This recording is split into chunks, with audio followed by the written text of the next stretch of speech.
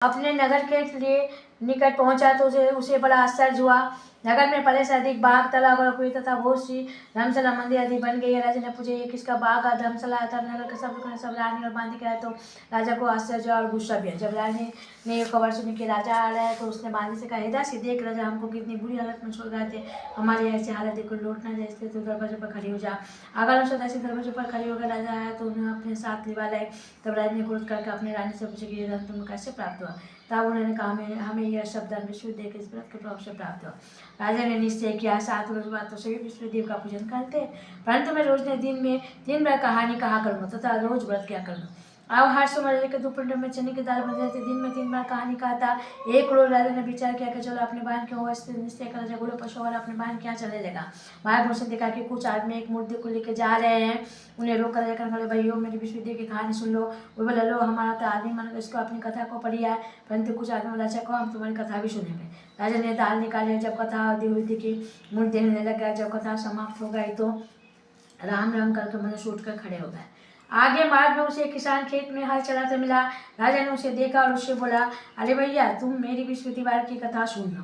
किसान बोला, जब तक मैं तेरी कथा सुनूंगा तब तक 4 हरिया जोत लूंगा, जा अपनी कथा किसी और को सुनाना। इस तरह राजा आगे चले। राजा के हटते बेल पचार करके गिर गए तथा उसके पेट में बड़ी जोर कर दर्द होने लगा। उस समय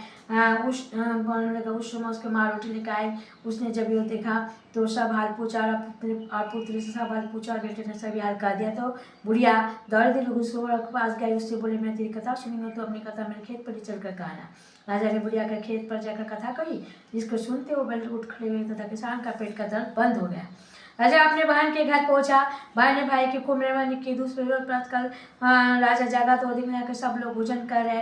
राजा ने अपनी बहन से कहा कि ऐसा कोई मनुष्य इसने भोजन न किया हो, मेरे बृहस्पतिवार की कथा सुने। बहन बोली, भैया यह ऐसी है, पहले यह लोग भोजन करते बाद में काम करते, वो कोई परस्पर से देखो ऐसा करता देखने से परंतु कोई उसे ऐसा व्यक्ति नहीं मिला जिसने भोजन न किया था।